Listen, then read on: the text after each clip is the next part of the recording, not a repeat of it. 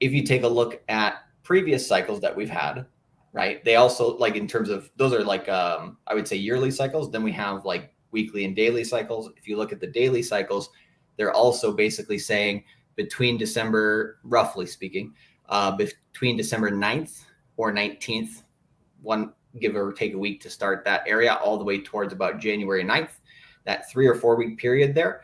If Bitcoin was in a vacuum, right, not exposed to other assets in this world, then that would be the area I would say is most likely for Bitcoin to hit its low for this bear market. Now, that and you could also look at a bunch of Bitcoin risk metrics right now, like the Peel multiple or MVRV. MVRV says basically right now that Bitcoin's price is the cheapest it's been, relatively speaking, compared to where it was in 2015 when Bitcoin was $250.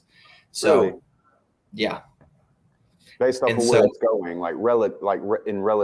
relatively speaking. yeah, a lot of it. So there's on-chain data. They do different types of metrics. In this Yeah. case, the Peel multiple itself is done based on coin issuance. So one of the things that tends to happen towards the end of a bear market is it becomes harder and harder to mine Bitcoin because the bigger players are basically consolidating and the smaller players are getting kicked out. And so the smaller players, they can't afford anymore because the Bitcoin got under a certain price and they're no longer profitable in the short term. So they can't continue the business. So when the competition heats up for computing power, essentially coin issuance goes down when it's at an extreme low. Then and there's a formula for it. I could pull it up here in a bit if you want that. But basically, once it gets to a certain threshold, tends to be where the miners capitulate, and the price just hits like a capitulation low. And so we would expect that at that period of time. As kind of a long-winded answer, but I'm kind of getting to something here. And I would say Ethereum, the main difference with that, and I think DCC would go into that a lot, which would be it's no longer a mining based coin, it's a staked based coin, so they don't have that miner capitulation. So probably Ethereum's price, it will get dragged down with Bitcoin, but it might not get as volatile to the downside as it should because it doesn't have that increased selling pressure as Bitcoin does. So that's one difference that we have in the market currently that we have never had in the past. And then the last thing I was getting towards was essentially, so we know that, right? But we don't know what is happening because the Bitcoin crypto market is a lot more simplistic and earlier than other markets, right? It's younger. And so when we look at the S&P, though, the NASDAQ 100, the DXY, and these things, those things do affect crypto.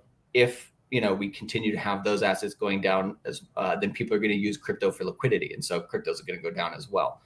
And so what we're thinking is basically, yes, sometime between basically now and February, we have the best chance at a 60 or at a 4-year cycle low.